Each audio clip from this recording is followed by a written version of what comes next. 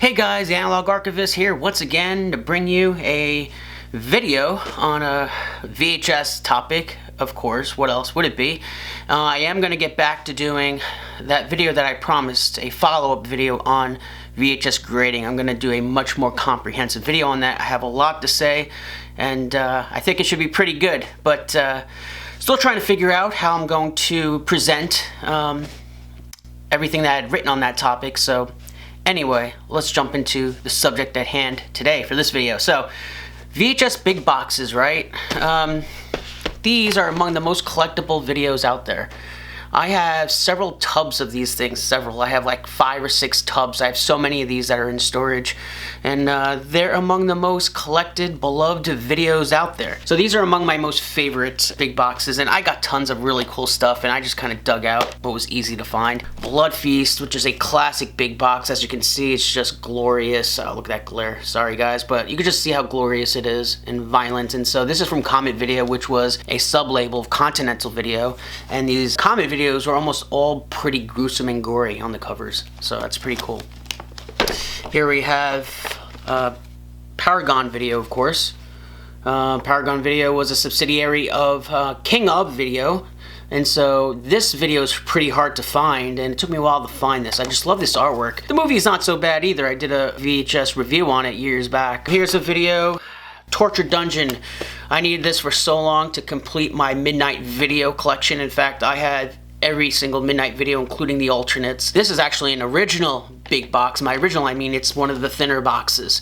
So right now I'm just showing you guys, give you guys an idea. If you're, I mean, if you're anything like me, you have tons of these already, and I'm just preaching to the choir. But if you are kind of new to VHS collecting, then I'm going to show you some of the coolest ones out there, at least for horror fans anyway. The Thrill Killers. I love these Camp Video big boxes. This one is like in mint condition. I just love that graphic on there.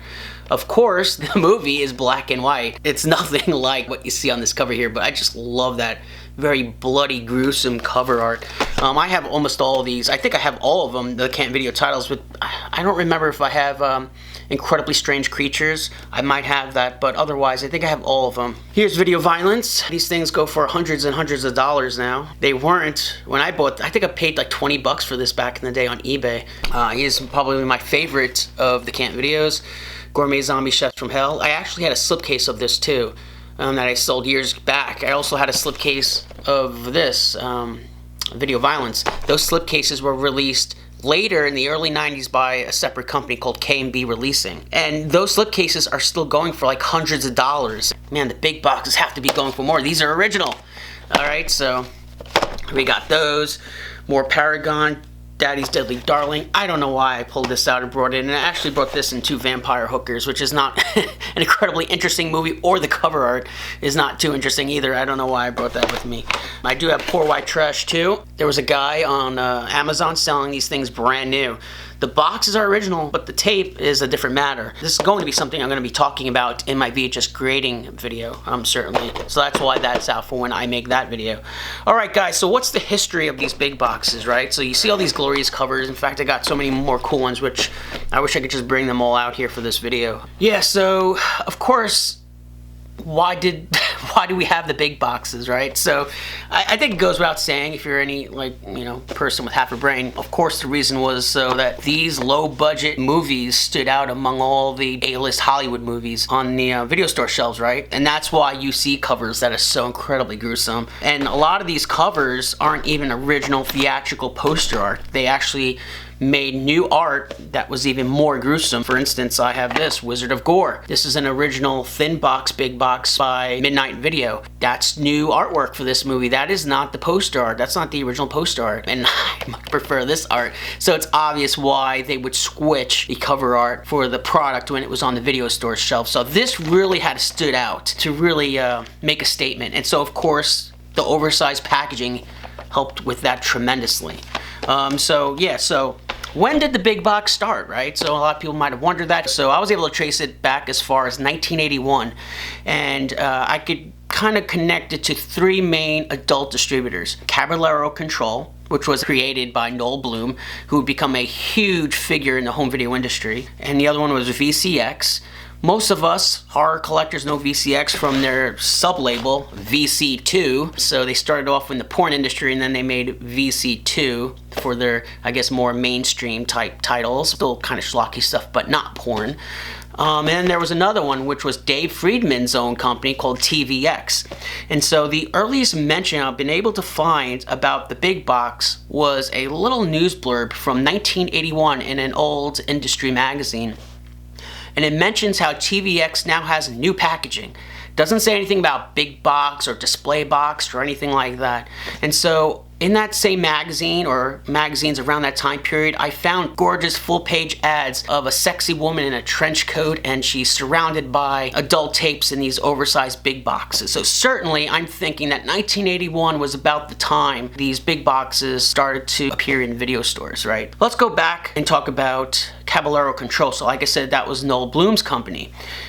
Also in 1981, when he was distributing adult content, he also created Family Home Entertainment. So this was certainly a guy of extremes. On one hand, he started with hardcore pornography, and on the other hand, children's entertainment. So some of the first of these children videos that were released under the Family Home Entertainment brand were children's cartoons like Transformers and Care Bears. These are cartoons that were actually released in like big boxes at that time. Under the Family Home Entertainment brand, he did release some videos for the older crowd, and so I absolutely love these videos.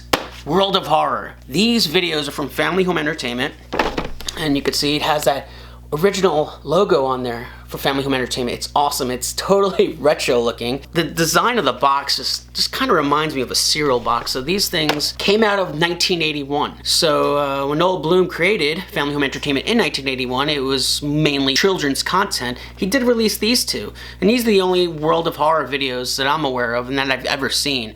So you got Journey into the Beyond, and then you have The Child. And for whatever reason, at some point, they actually covered up The Child with a sticker that says Kill and Go High, which is a much more awesome title, certainly.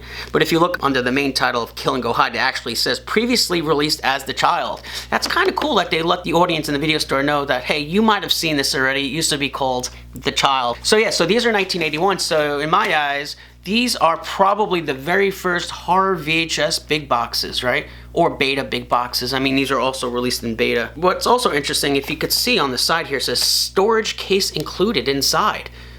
You know, it just kind of, that also indicates to me that these are probably the very earliest of the big boxes that are out there. And these are full-size big boxes. These are 1981, like I said. So here it is, guys. These are probably the very first horror VHS big boxes out there, released by Family Home Entertainment. And then, of course, in 1982, you had Planet Video released big boxes. So that was another company. I think they were managed by 21st Century Distribution. So they were distributing their own movies under their own video brand. Family Home Entertainment in 1982 entered into an agreement with Charles Band to manufacture and distribute the Wizard video line. And while they were managing the label is when we saw these big boxes. And this is 1984's Wizard release of Escape, which is an Italian movie. It has another Italian title, I believe. This was the first one that Wizard released in 1984, but also a lot of the big boxes from the 80s can be attributed back to Family Home Entertainment because they had a number of different sub-labels, and I wish I would have brought them out here, but we have Thriller Video, Monterey Home Video, USA Home Video. These were all subsidiaries of Family Home Entertainment, and they all used the big boxes.